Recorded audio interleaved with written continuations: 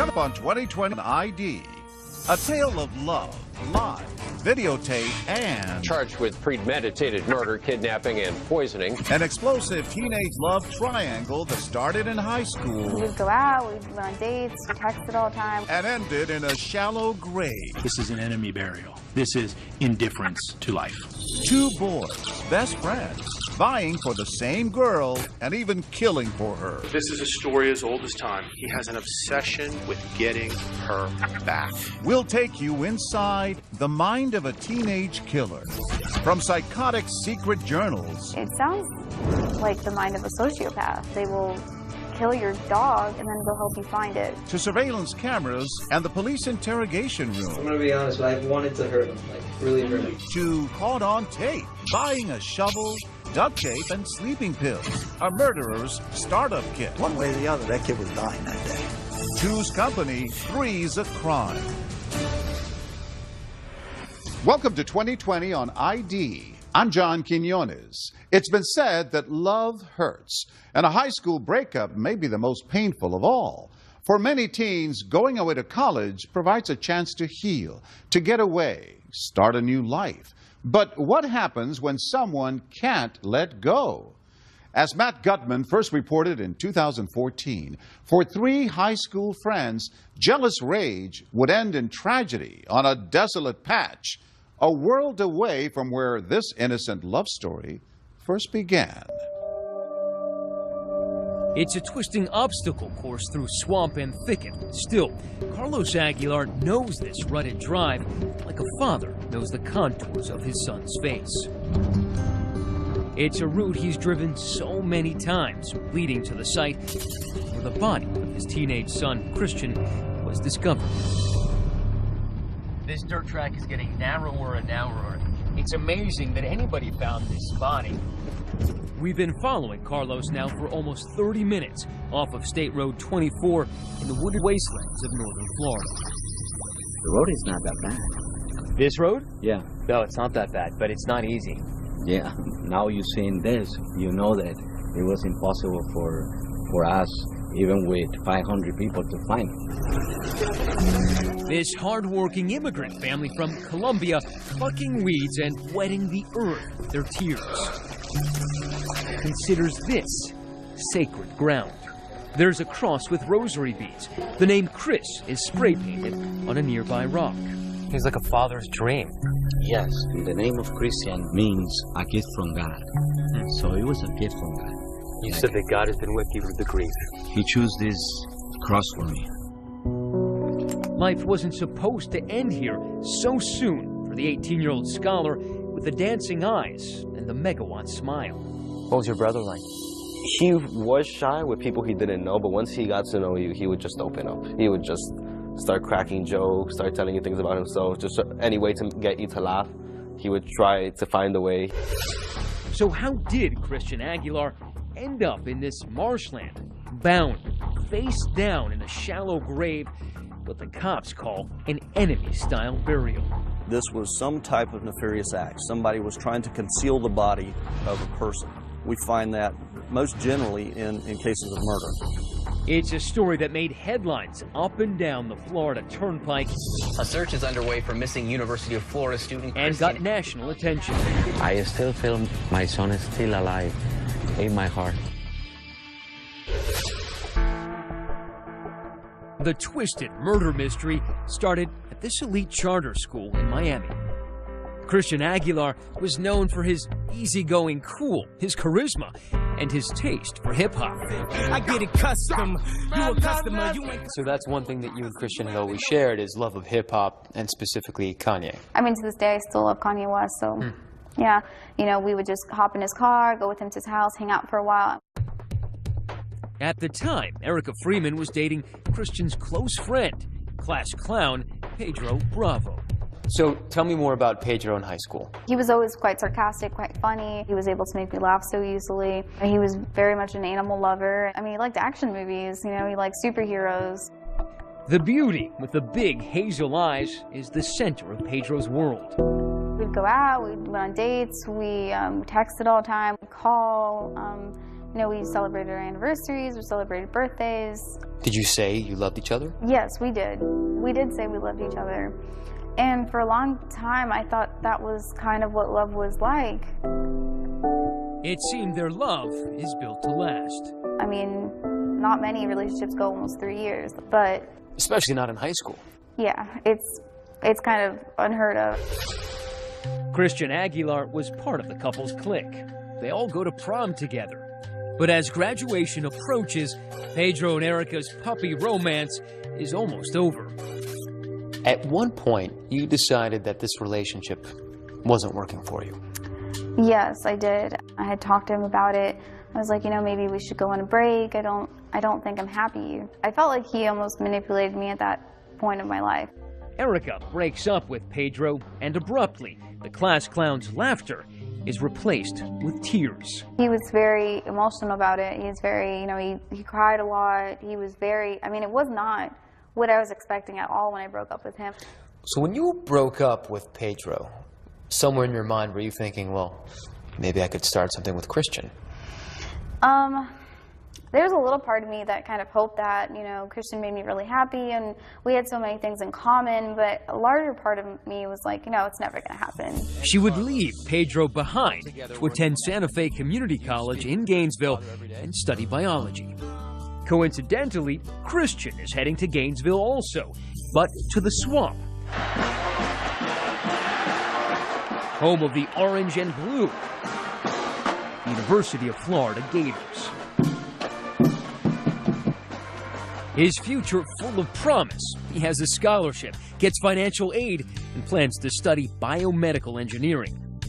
And when he and Erica run into each other in Gainesville, suddenly sparks fly. It was crazy. We had these smiles on our faces from ear to ear, and I mean, we just looked at each other like with these dumb faces, like, is this really happening? Like, we kept having to look at each other, and we didn't even know what to say, you know? We just sat there in happiness. That sounds like true love in a way. I think we were soulmates. Erica has moved on. Her ex has not, abandoning his plans to study engineering at a college in Miami and moving to Gainesville to enroll in Erica's college.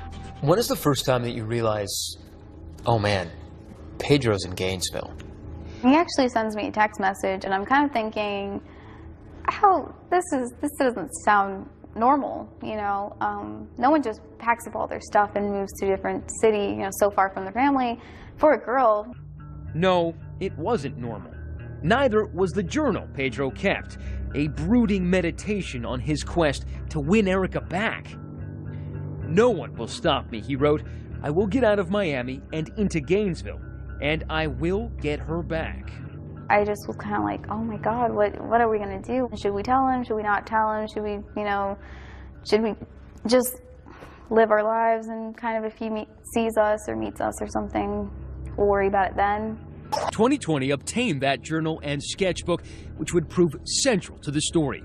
In it, Pedro's personal and meticulous self-help plan to get rid of acne, whiten his teeth, and even wear a red shirt because he thinks it will be more eye-catching to the opposite sex. His handwritten musings winding around seemingly unrelated sketches of cartoon characters, monsters, and sometimes sentimental doodlings. They almost look like he could have been a cartoonist, you know? I mean, they were very beautiful pieces of art. His drawings, what kind of drawings were they? I just saw, you know, pictures of hearts. There was captions next to the hearts. You know, there were broken hearts. And hearts in tiny pieces. Adding insult to injury, Pedro now hears through the grapevine that his true love's heart now belongs to one of his best friends, Christian. The journal revealing his increasing anguish. I feel as if someone stabbed me and I bleeded out and died. I want her back, please, I'll give anything. It's September 7th, and this is the 34th Street Wall. Erica agrees to meet Pedro here. It's a place where for years UF students have come to paint graffiti, but this is an awkward moment at best because right away Pedro asks her if she's dating Christian. She says no. He confronted you with the pictures of you and Christian. He showed me a picture of me standing next to Christian, and I was just like, listen, we're friends, you know, we're hanging out, you know, we're not dating, we're just hanging out. But you lied to him. I did lie to him, yes. Why did you lie? I just felt like it wasn't the appropriate time to tell him that. You know, I don't want to push this kid at all. I don't want him to think anything, you know, that might throw him over the edge. But Pedro is spinning out of control. He's even been talking suicide. And then, curiously, he calls Christian for help. Pedro calls Christian on a payphone, and he's like, I'm really depressed, and I was wondering if we can talk, you know, so maybe you can give me advice about how to deal with this, you know, depression. Did he ask you if he should go, what you thought? We were a little concerned that maybe he would try to fight him or something of that sense, but, you know, we talked about it, you know, you're going to meet on UF campus, you're going to be fine. They met at The Hub, the college bookstore here at the heart of this throbbing campus of the University of Florida. What happened soon after will change 3 lives forever. I started calling him, I started texting him, he was not answering. I was kind of like, well, you know, I got to do something, I have to do something. Stay with us.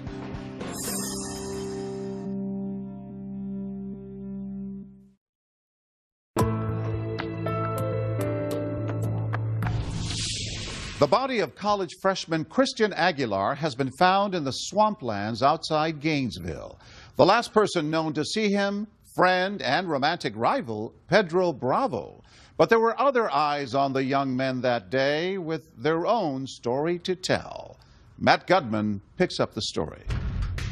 Let's face it, we live in the United States of surveillance, where every moment, from the shocking and the trivial to the outrageous and mundane, is an open target for exposure. And on September 20th, 2012, almost every moment of Pedro Bravo's day was captured in the bitter grays of surveillance cameras. He and Christian met at 1:39 p.m., head to lunch, then go to this Best Buy. A receipt shows Christian bought a Kanye West CD with cash and used his rewards card. At 4:11 that afternoon, Bravo drives his friend to this parking lot. The two sit in Bravo's navy blue Blazer at this spot. No one gets in or out of the vehicle. About 2.5 hours later, security cameras show Bravo pulling out of that Walmart parking lot. Christian Aguilar is never seen alive again. If you hear that the last person that was with your son was your son's girlfriend's ex-boyfriend, you kind of link one and two together. We all started having our doubts and suspicions. Now, at the same time that Pedro was being tagged by all that surveillance, Erica Freeman was frantically trying to find Christian. I kept texting him and kept calling him, and it was really strange that he wasn't answering. It just wasn't like him. You know, I'm trying to calm myself down, you know, there's a perfectly reasonable explanation for this. You know, he's going to show up tomorrow, and we're going to be fine. But back at Pedro's apartment, what security cameras pick up next was suspicious and disturbing. Bravo arrives, then immediately leaves his apartment. Where he goes next is an issue of contention, because 30 minutes into his drive, he deliberately turns his phone to airplane mode. So he puts it in airplane mode where his phone is going to be detected. Ken Brennan is a private investigator hired by 2020 to review the case. He's sharp enough to know, you know, the police can triangulate cell phones. He's off the grid for about 5 hours before surveillance cameras capture him at a nearby McDonald's, picking up a Big Mac and a Dr. Pepper before finally heading home. He knows that I want to dump the body, and I want to dump it far enough away from where the crime occurred. So he wants to get the body out of Gainesville, far enough away where it's in another jurisdiction. It's a lot harder for the police to investigate a crime that's outside their jurisdiction than one in their own. 4 a.m. in the morning, and Christian is still missing. I call Pedro, and it starts ringing. And it's ringing, and then finally he answers, and, you know, the first thing I'm asking was, like, where's Christian? You know, where is he? I know you're the last person that was with him. You know, where is he? I'm really worried. He's supposed to be at my apartment, and he's not here, and I haven't heard from him. And he's just like, no, you know, I dropped him off. You know, we got into a verbal argument, and, you know, I'm freaking out. And he's just like, you know, listen, you know, it's late. I'm sure he made it home. He just didn't call you. By daybreak, Erica is panicking. You call his apartment, he's not there. He's not at your place either. I really start to panic because I'm like, he didn't sleep here all night. You know, he wasn't at my apartment. He wasn't in his dorm apartment. You know, where was he all night? you know. I called Pedro, and at this time, I'm not asking him. I'm telling him, like, listen, you need to come with me to the police station. 9:44 in the morning, and both Erica Freeman and Pedro Bravo go to the campus police station to report their friend is missing. Sergeant Steve Wilder was suspicious from the get-go. When you first saw Pedro Bravo come in there, into that room, what was your first impression? It didn't take long interacting with him and talking to him that I knew that there was really something that he was holding back. I don't know where he is. At what point do you begin being suspicious of Pedro? Honestly, we even walked into the police station, and I still didn't think Pedro was capable of doing something so horrendous. I mean, this guy that's, you know, shy and, you know, he wouldn't hurt a fly, you know, he loves animals and, you know, he's hardworking in school. Never seemed violent. Never seemed violent. Pedro says he came here to help, but everything that comes out of his mouth only cements his status as the prime suspect. We're finding out new stuff that you haven't talked to me about before. But I can tell you I was in that area. At first, Pedro tells investigators that he left Aguilar in the woods, not far from Walmart, after arguing with him in the car. I told you everything I know, and I just drove away, like, while he was still there. But with every question, a new variation in his story. At one point, he even introduces the possibility of a new suspect, a mysterious hitchhiker they picked up in a rough part of town. How old do you think he was? I'd say mid-50s, but I can't tell because he had a big white bushy beard. And Pedro now claims that after dropping the hitchhiker off, he and Christian got into a fight, not about Erica, but about another girl they knew in high school. He's striking one down with his hand. What? No blood. He was already bleeding. Striking with the other hand, right? Yes, side of the cheek. Do you know if he was breathing at all? Or? I remember he was, like, he wasn't struggling to breathe as much, but he was barely breathing. It had gone from, well, I punched him one time and made him get out of the car, to I forced him out of the car, punched him repeatedly, to I punched him repeatedly, landed on top of him, punched him again repeatedly, and left him unconscious, but still breathing.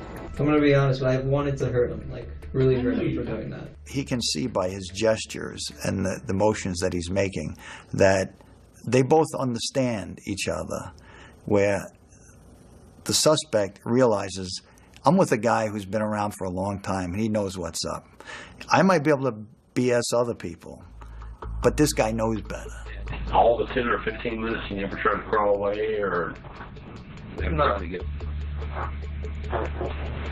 Was there a moment during that interrogation that you looked at Bravo and said, I'm speaking to a murderer? I knew certainly, after speaking with him for just a few minutes, that I was speaking with someone who was trying to be extremely deceptive. You saw Pedro Bravo. He's not a very big guy. When you think of him knocking somebody who's 8 inches taller than him out of the car and beating him up, what do you think?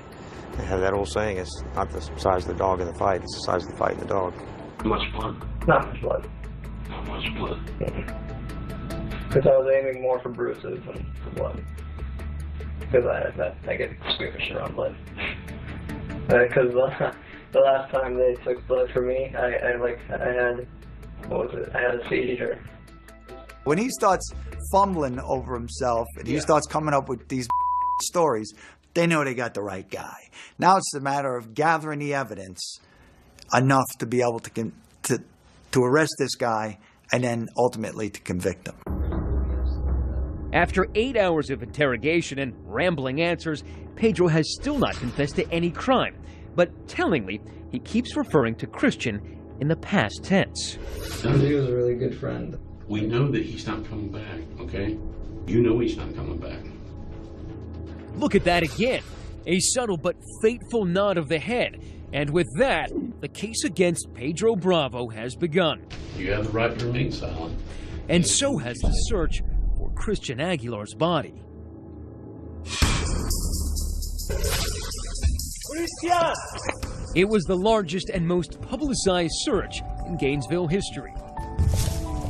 Hundreds of people, friends, family, volunteers, even psychics, combing 10 square miles of woods and ditches in search of clues. I'm looking for people's heart that can come and help me. I'm looking for somebody that can walk with me.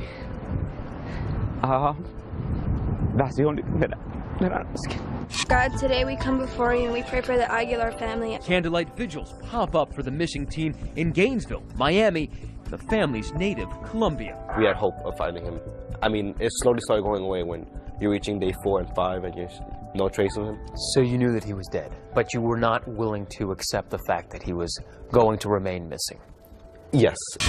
8 days after Christian's disappearance, even though no body has been discovered, the state charges Bravo with kidnapping and first-degree murder. It was strange for us to even come to terms with it, and as time went by, it was like nudging in the back of my head, you know, Pedro must have been involved, Pedro must have been involved, and it was sickening almost, just because, you know, we knew him for so long, and, you know, Christian was his friend, and I'm just there like, you know, crying, and we were just feeling like, you know, he's not going to come back. We're not going to ever see him again. Knowing that Christian's family and the love of his life are all in agony, Pedro still offers no information about his friend's whereabouts. Then, 22 days after his mysterious disappearance, 2 hunters in search of firewood found Christian's body in the swamplands 60 miles southwest of Gainesville. A body found east of Cedar Key. The Aguilar family tells us they feel like it's their son. They tell me, you know, listen, the search is over. You know, they found him. Christian's gone. And I mean, now I'm starting to shake, and it was like this sense of relief, and at the same time this sense of overwhelming pain. When we come back, lights. 48 minutes. He uses his flashlight out there. Camera. You know he's not coming back. And courtroom action to prove how the young freshman taught himself Murder 101. Stay with us.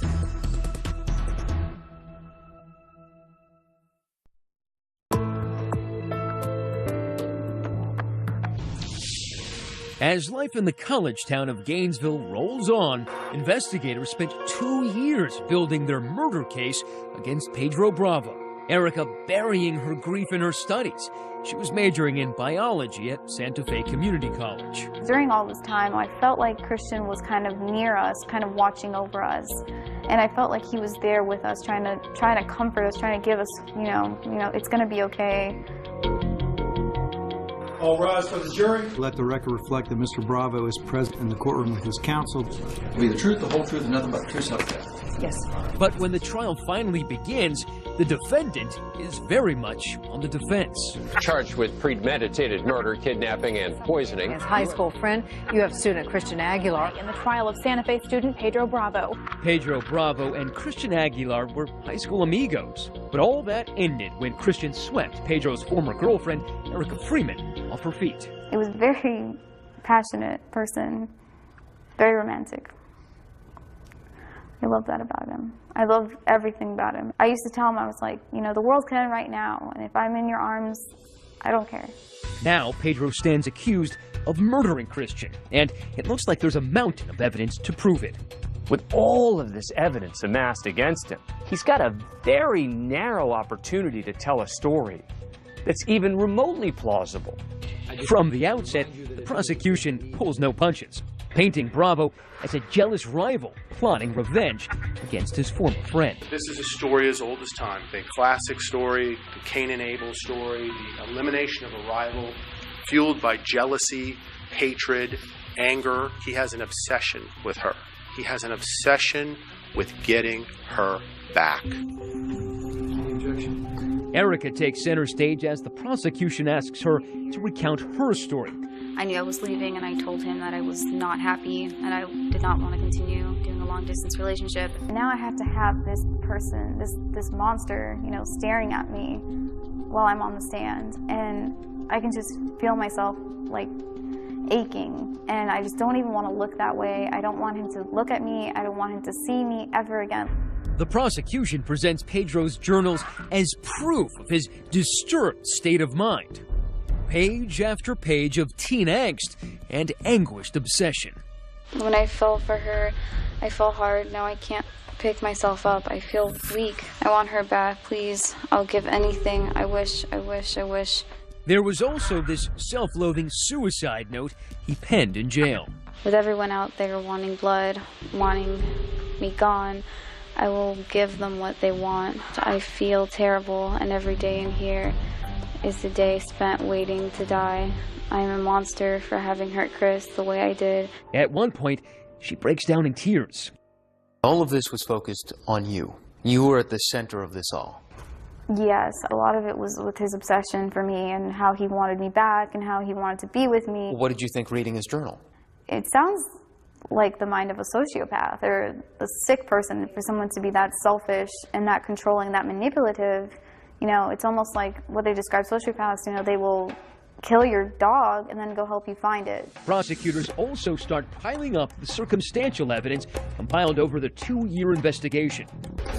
The jury learns that just 4 days before Christian's disappearance, Pedro came here to a nearby Walmart and buys an ankle wrap and gets $80 cash back. He then comes to this Lowe's where he buys Hot Shot pesticide, a Gatorade, and a shovel. Then, for some reason, he heads back to that Walmart. And Pedro walks in with that shovel. He purchases sleeping aids, duct tape, and a knife. He pays cash. Then there's that staple of 21st century criminology, the computer evidence. Turns out that Pedro Googled suspicious search terms such as buying anesthetics.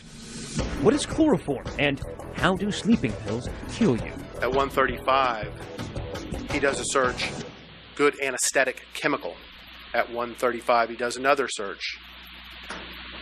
Can rubbing alcohol knock someone out? The prosecution claims that days after Pedro completed his homicidal research, he arranged to meet Christian. Reporter Stephanie Bishara of ABC affiliate WCJB has been covering the story from day one. The state put together a timeline, a sequence of events where he was from when he got together with Chris all the way to nighttime. Christian holding that Kanye West CD and Pedro right next to him. That is a picture that, no one will ever forget. The two sat parked in Pedro's SUV at that Walmart. According to the prosecution, this was the scene of the gruesome murder. It claims that Bravo strangled Aguilar inside his car after knocking him out using Gatorade laced with drugs. Christian Aguilar struggles for his life. He reaches for the door. He scratches the ceiling. This is an enemy burial. This is indifference to life. And for the CSI types in the jury box, prosecutors have a cornucopia of forensic evidence. The most damning evidence against Pedro is the blood that was found inside his SUV. Blood in Pedro's car and on a pair of insoles. Christian's backpack containing his wallet was balled up inside Bravo's closet, and the residue in his car matched soil samples from the site of Christian's shallow grave. And then a piece of irrefutable evidence, the tear pattern from the roll of duct tape Pedro bought at that Walmart. They literally were able to match the tears of the duct tape found on the victim's body with tears on duct tape on Pedro Bravo's own car. It is a chilling chain of evidence, but the defense argues that all of it, from the shovel and the computer searches to the poison pesticide and sleeping pills, was intended not for homicide, but for suicide. He's out there in the woods. He's drinking this concoction, threw up all over himself, and he's like, well, maybe this is a sign from God that I shouldn't do this. Pedro still needed the jury to believe that his statement to police was true. He beat Christian up, but left him alive. And now he's going to have to sell that story himself. Coming up, Pedro takes the stand. You swear or affirm any testimony you give this jury today will be the truth, the whole truth, and nothing but the truth, so help you God. That's right. The jailhouse snitch, and the plot to use that shovel to put more victims in the ground. Stay with us.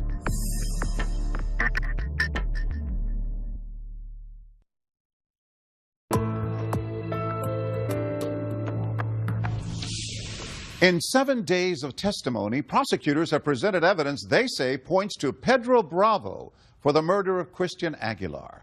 Defense attorneys counter that the only life Bravo wanted to take was his own. But this trial isn't over yet. A bombshell witness is about to blow open some closely held confidences and reveal a plot even more bizarre than the murder itself. Once again, Matt Gutman. What would a hardcore gang member know about the intimacies of a teenage love triangle? In this case, prosecutors claim quite a bit, as they called to the stand a prisoner with the improbable name Michelangelo. With gun, drugs, and kidnapping charges to his name, he's a true Renaissance man of crime. Are you a convicted felon? Yes, sir. Do you know how many times you've been convicted? 9 times. The plot thickened with Michelangelo's testimony. The felon shared a cell with Pedro Bravo in the fall of 2012, and when they met, Angelo dispensed with the small talk. You know, I was like, you probably killed that kid, you know. And what was his response to that? He really didn't answer, you know. Later, when Bravo does speak, it's of his 2 main preoccupations, writing and death. He'd asked me, you know, to borrow a pen and my shoelace, and I asked him what for, and he said so that he could write a suicide letter to his parents and to use a shoestring to kill himself. Bravo was put on suicide watch for a few weeks. Angelo says when the young man returns, Bravo has shifted his mindset from suicidal to scheming. Now he's concocted a way to walk free. What did you think it was? A way to basically get the charges thrown out in his case or get the charges dropped against him. And did you believe it was offering you money to help? Yes, sir. Bravo's plan was to use Angelo's outside gang contacts to commit murders similar to Chris's to make it appear that a serial killer was on the loose, thus leading suspicion away from Bravo. Was it ever brought up about the shovel and what you would need to do with the shovel as part of the plan? The prosecutor keeps digging for more details, specifically about that shovel Bravo purchased. I would have to go get the shovel to, I guess, copycat that murder to make it look like somebody else had did it. But Angelo has a plan of his own. He cut a deal with prosecutors to become a jailhouse snitch, earning Bravo's trust and extracting incriminating details like these. He said that he was going to try to poison him with a mixture of sleeping pills and pesticide mixed with soda. And his backup plan was to have a knife, you know, to cut his throat. And his main plan was to choke him with a moving strap. Eventually, Michelangelo completes his masterpiece, a full confession from Bravo on the Aguilar family must now endure as the last moments of their son's life play out in graphic detail. He told me that he, you know, basically put a moving strap around the kid's neck and braced himself against the seat. He said that he remembers watching the radio, the clock on the radio, and said it took like 13 minutes for the kid to, you know, I guess die. Did he ever make any comment to you about security guards at Walmart?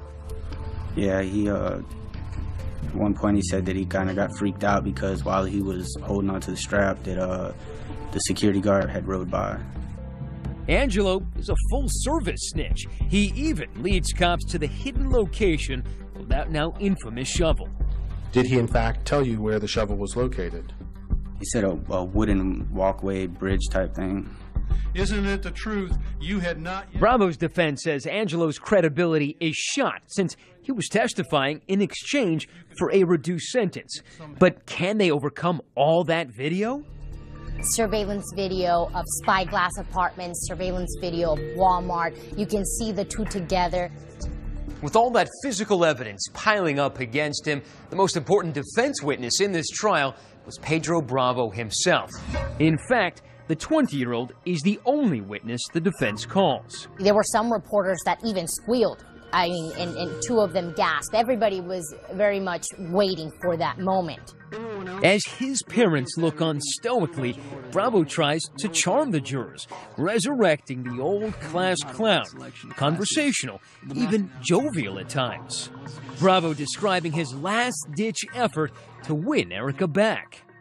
I still loved her, and I really wanted to get back with her, so other than getting my classes done, I also had a set idea that I'm going to go get her back.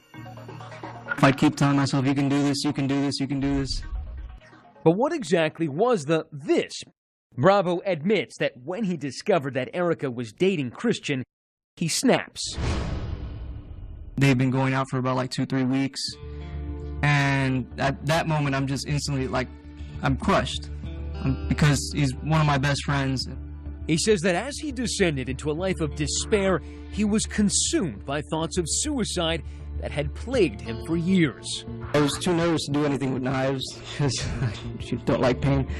And I couldn't bring myself to hang myself or anything like that. So the only way I could see it was I tried to take some pills, see what would happen. But lo and behold, I'm still here. Speaking of suicide, remember that shovel? Bravo says he can explain that away too. Tell the jury why you bought a shovel. It was going to be part of my idea to kill myself. In a way, I was going to go find a spot, and I was going to mark my tomb, and I was going to dig it. Even as the prosecution goes over his version of events with dripping sarcasm, Bravo remains cool. Now, you're on your way to kill yourself, right? Correct. But you got to get gas first, right? Correct. Okay, because you can't kill yourself without a tank of gas, correct? Correct. And now, Pedro's biggest challenge is keeping all of his stories straight. It seems like Pedro was changing his story to make it a little more believable depending on the evidence out there. One piece of testimony that Pedro tries to finesse deals with the end of his encounter with Christian, the alleged scuffle that began inside the SUV as the two boys argued over Freeman.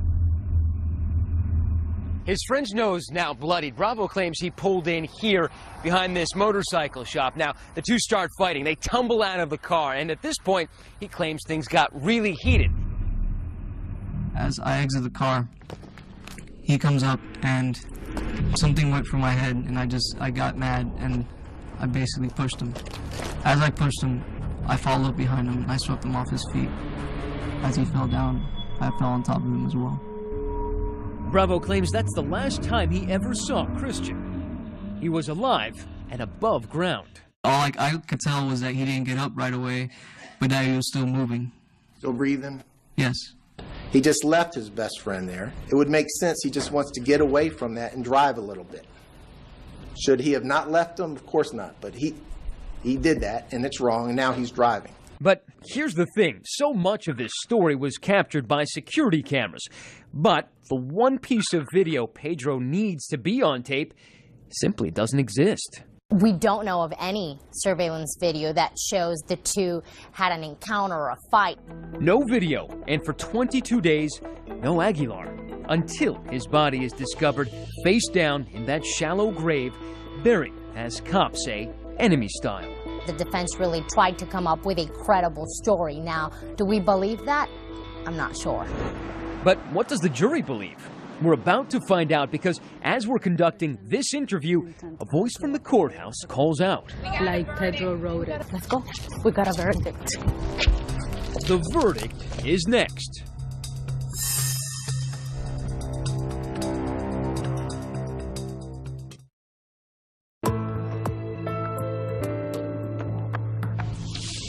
Judgment Day for Pedro Bravo. The Aguilar family hustles in for a decision. Carlos, the anxious patriarch, needs a moment to gather himself. Everybody is starting now to move back into the courtroom. Christian Aguilar's family has gathered here en masse. All day, Carlos has looked very calm. But right now, this is the tensest we've seen him. This is the culmination of 2 years for him. It has already been a long day for the family. Nearly 8 hours of closing arguments. The prosecution and defense taking their last shots at a jury of 8 women and 4 men. I think you'll find that the fight did happen at Strites. Find that the law enforcement did nothing to check out whether or not the fight happened at Strites. And when you do that, I think you'll find my client not guilty. The prosecution says Bravo's the mastermind of a murderous plot, reminding the jury of Pedro's police interrogation and his curious choice of the past tense. Throughout the interview, he says and refers to Chris was a good friend. He is the only person on the planet who knows that Chris is in the past tense. As the jury takes the case to the deliberation room, all the Aguilar family can do is wait. and worry. There's that moment when the jury's deliberating that you're just thinking, what's taking them so long? What happens if they find something? What happens if there is a reasonable doubt? There are 9 days of testimony and more than 1,000 pieces of evidence to consider. But after a mere 3 hours, the jury is back. We, the jury, finds as follows as the defendant, Pedro Andres Bravo, in this case, as to count 1, the defendant is guilty of felony murder, first degree. Bravo stone-faced after being found guilty of all charges. The Aguilar family, always respectful inside the courtroom, takes to the hallways for a rare moment of catharsis. Alexander, how do you feel? I don't know. I can't really describe this. The judge said this is your day of reckoning to Bravo. Do you think life in prison is enough for him? I think that that's the maximum that he can pay for the life of my son. Later, they return to remind the judge of the toll this case has taken on them. I cannot express how our lives were destroyed on September 20 by the acts of Mr. Bravo. I cannot tell you or quantify the pain that we have going through. Their brief moment of relief comes to an abrupt halt as the killer gets one last twist of the knife. I know in my heart that I did not do anything to hurt my friend, to put him beyond that point and cause him to die. I know in my heart what I did, and I know God knows what I did. So I will take whatever sentence is given to me, be it life without parole, and I will do it. You know, this was a person we knew. This was intentional. None of this had to happen. This was your friend. This had been your former love. Yes, yes. It just makes it all so worse. This is your day of reckoning. Judge James Kolock giving him exactly what he asked. As to count 1, I sentence you to natural life in prison with no possibility of parole. After the verdict, family and friends go their separate ways. The Aguilars once again making that long drive to that makeshift shrine in the middle of nowhere. And the former girlfriend, she still has her whole life ahead of her, just not the one she thought she'd have. I think we would have gotten married eventually. He was such a good person. He was just so kind and so considerate and so compassionate. I always feel like when I describe him, I'm never describing him enough, you know, like there's something missing. You know, you had to meet him.